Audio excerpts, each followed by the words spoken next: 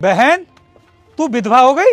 अरे भैया आप और हमारे घर पर कैसे हैं भैया आप? मैं तो ठीक हूँ, लेकिन आज ये सब क्या देख रहा हूँ मैं? हाँ भैया, वो साइकिल से काम करने के लिए जा रहे थे और एक ट्रक वाले ने उनकी टक्कर मार दी और उनकी मौत हो गई।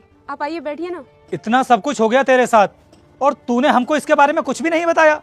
कैसे बताती मैं आपको, क्योंकि मैंने तो आपके और मम्मी पापा के खिलाफ जाकर शादी की थी ना। मानते हैं कि तूने हमारी गैर मर्जी से शादी की थी, लेकिन मम्मी पापा और मैं इतने भी बुरे नहीं है कि तू इस तरह की जिंदगी जिए और उसमें भी हम तेरी मदद ना करें। काफी समय हो गया था तुझसे मिले हुए, तो मैंने सोचा कि आज जाकर के मिल ही लेता हूँ, इसलिए मैं मम्मी पापा को बिना बताए सीधा अरे किसी दिन मेरी बहन किचन के अंदर झांकती भी नहीं थी और आज इस धुएं में अपना दम घोट रही है। भैया, जब जिम्मेदारी खुद के सिर पर आ जाती है ना, तो इंसान को कुछ भी मुश्किल नहीं लगता। और इन बच्चों को पालने के लिए मैं किसी भी मुश्किल का सामना कर सकती हूँ, क्योंकि यही एक मेरा सहारा है। बहन, हमने तो तुझे पहले भी समझाया था, लेकिन तूने हमारी बात नहीं मानी। खैर, तेरे साथ जो भी हुआ वो बहुत गलत हुआ, क्योंकि होनी को कोई टाल नहीं सकता, क्योंकि हादसा तो किसी के भी साथ हो सकता है।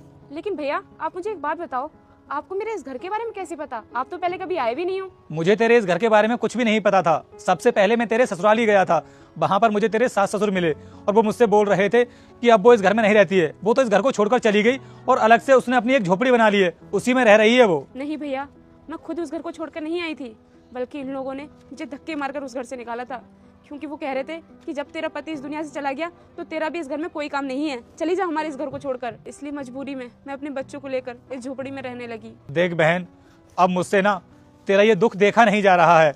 अब तू अपने बच्चों को लेकर के मेरे साथ घर चल और वहीं पर रहना। नहीं भैया, मैं आपके साथ घर कैसे जा सकती हूँ जब मम्मी पापा ने मुझे पहले ठुकरा दिया था। बच्चे, मैं शेरा वाली माँ। क्या तू मेरे लिए इस वीडियो को लाइक कर और चैनल को सब्सक्राइब और कमेंट में जय माँ शेरा वाली नहीं लिख पाएगा? ऐसा तूने कर दिया तो तेरे घर में धन दौलत की कमी नहीं रहेगी, ये मेरा वचन है। नहीं भैया, मैं आपके साथ नहीं जा सकती। मैंने मम्मी पापा का पहले ही बहुत दिल दुखाया है और आपके साथ घर जाकर मैं उनके ऊपर बोझ नहीं बनना चाहती। तो अब तू अपना पराया करने लगी है? अरे वो भी तो तेरा ही घर है। देख बहन, अगर मैं तुझे इस हालत में छोड़ करके गया ना, तो मुझसे बुरा भाई शायद ही इस दुनिया में कोई होगा। इसलिए मैं अब तुम लोगों को इस हालत में छोड़कर नहीं जा सकता। अब तुम लोग मेरे साथ मेरे घर ही चलोगे। अगर ऐसी बात है तो फिर ठीक है, मैं आपके साथ चलने के लिए तैयार हूँ। आप बैठो, मैं आपके लिए खाना लगा देती हूँ, उसके बाद चलेंगे हम लोग। ठीक है, खाता हूँ मैं खाना अभी। बच्चों साइड हटो, मामा को बैठ जाने दो। बैठ जाओ। लाओ भैया, ये फाइल और बैग मुझे दे दो, मैं रखाती हूँ। बच्चों कैसे हो? माफ करना भैया, सब्जी तो नहीं है, रूखी रोटी बनाई है। रूखी रोटी खा लोगे आप? अरे कोई बात नहीं बहन, मैं रूखी रोटी ही खा लूंगा। तू भी बैठ, ये ले तू भी खा ले।